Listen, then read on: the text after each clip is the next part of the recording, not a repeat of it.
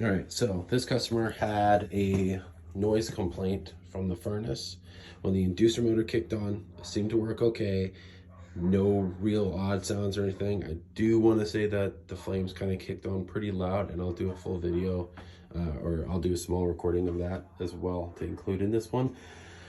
But then she said when the blower motor kicked on, it was initially okay, but then it would vibrate loud enough to where in the room behind is a laundry room, you could hear it.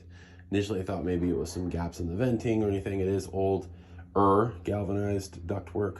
It does still have the cross bracing, so it's probably within the last 10 years or so, which makes sense because this furnace is from 2014. However, I'm still thinking that it might be a motor. Now, I checked the motor, I checked the visuals of it and everything, and there's no oil residue or buildup or anything up front. The back seems to be okay. It's not super hot. It does blow air. It's just a noise concern. However, I did want to show you this. All right, so I'm gonna do it on this side because it's easier to see, but I'm gonna spin the motor, right? You can see it moving. Watch how it just suddenly stops, right? There's no, and I'm not stopping it, I promise. But see, notice how it stops. For any of those that are HVAC techs, you understand that this is a sign, or at least a visual that that motor's going out. Now, clearly there is a capacitor that needs to be checked. It is a 7.5 MFD plus or minus the 6%. I've heard a lot of people say that there's like an industry standard that no more than 10%. I don't really like that, because if this capacitor is being used outside of its tolerance range for too long, it can cause issues to the motor to where the motor can start destroying itself from the inside out. So if you're outside of that range, depending on the percentage, so if you're like, if it's 7.5 minus 6% and you're like 0.02 MFD outside of that 6%, I wouldn't worry about it. But if you're like substantially out, then yeah, we have to replace it. The one downside about this situation is I do have a universal that can fit in this, and this also looks like it's a universal to begin with, and that it's been replaced in the past. So I have to check, actually, we got the wiring diagram right there, and I'm using you guys. It says 7.5. So it's the correct capacitor for the correct motor. The only downside is that if this is a universal motor, which does look like it, but I could be wrong, is that it's been replaced before, which means why has it been replaced? And then the further question is, was the capacitor replaced with this motor, or did they keep the 7.5 in? That I can't tell, because the homeowner is a new homeowner and she bought it back in August. So there isn't too much to know about it. I gotta call the vendor, and this is a Rheem gas furnace, so I gotta call the local vendor that's like on the other side of town and see if they've got any original in stock.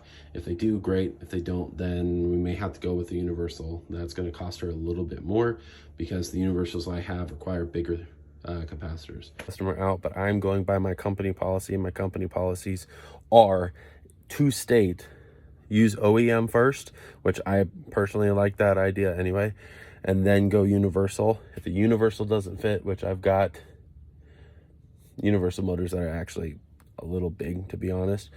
If I've got universals that work, great, use them, but those we usually use for weekend calls where it makes the most sense. All right, so I talked to the customer, and what we're gonna do is we're gonna test the motor and see if the noise goes away with a new capacitor. That capacitor is outside of range. It's a 6.9, which is far outside that 6%.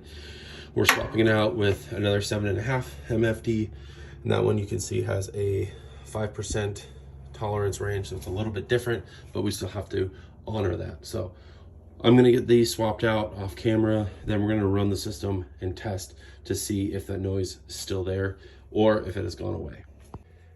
All right, so I got the new cap in there, pushed the motor back. I didn't mount it, but that's fine.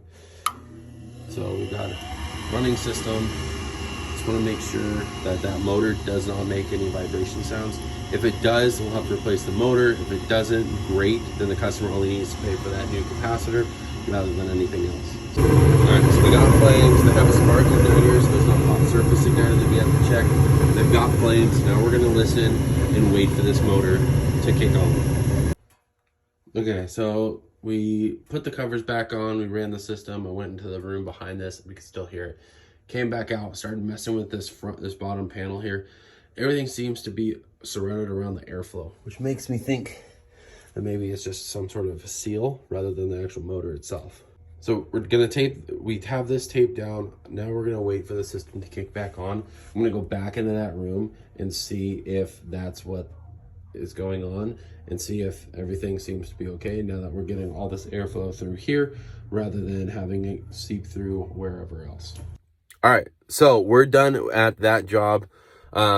What ended up going down is once I closed up the furnace and ran the system, I did continue to hear it even after the capacitor was replaced. So that is not telling me that it could particularly be a blower motor or a blower motor issue.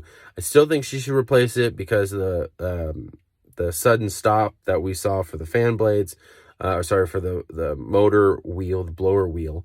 But instead, we're looking at possible air leakage being pulled through or pushed through a couple joints. So what I did was I asked her, hey, I could tape these up.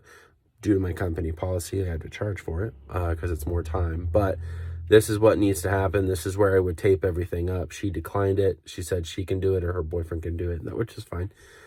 So they're going to take care of that. And then, so there's very minimal noise now because I kind of gently pushed on it a little bit to get it to kind of stop. But she said that if it does continue to happen, she'll get a hold of us and we'll come back and I'll come back out and all that kind of stuff, which is fine. So at the end of the day, we made a little bit of money, but more importantly, we had a customer that was at least thankful that we were able to come out and take care of her.